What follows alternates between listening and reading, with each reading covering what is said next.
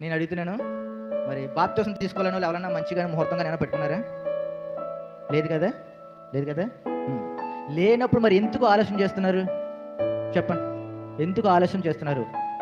కొంతమంది నా పెళ్ళి అయ్యాక తీసుకుంటానండి అంటారు, కొంతమంది నా బిడ్డ పుట్టాక తీసుకుంటానండి అంటారు, కొంతమంది నా భర్త మారాక ఇద్దరు కలిపి తీసుకుంటామండి అంటారు.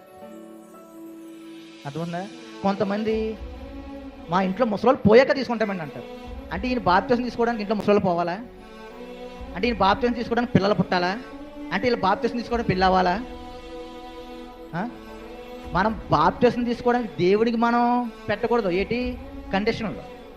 అర్థమవుతుందా? దేవుడే మనకు పెడతాడు కండిషన్, ఆ కండిషన్ మనం పాటించాలి. అర్థమవుతుందా? అంతే తప్ప నేను కండిషన్ ఆడతానంటే కుదురుతుందా? ఇంట్లో తల్లిదండ్రులు కండిషన్ ఆడితే కుదురుతుందా చెప్పండి? ఆ చెప్పినట్టు మనం వెంటనే ఇంట్లో మనం ఉంటాం, లేదంటే తట్టబొట్ట చదువుకుని పొమ్మంటారు. పొమ్మంటారు లేదండి, పొమ్మంటారు కదా. అంతే ఇంత కరెక్ట్గా చెప్తున్నాను. బాప్తిసం అనేది నేడే రక్షణ దినం. ఎవరైనా తీసుకోలేని ఉంటే ఆలోచించుకోకసారి, ఆలోచించుకొని ఇంకా ఇంకా ఎవరైనా ఉన్నారేమో చూసి ఆలోచించుకొని తీసుకోండి. ఎవరిని ఇబ్బంది పెట్టినాము కానీ మీరు తీసుకోమని కానీ నేను ఎవరికి కూడా ఏమీ చెప్పడం లేదు.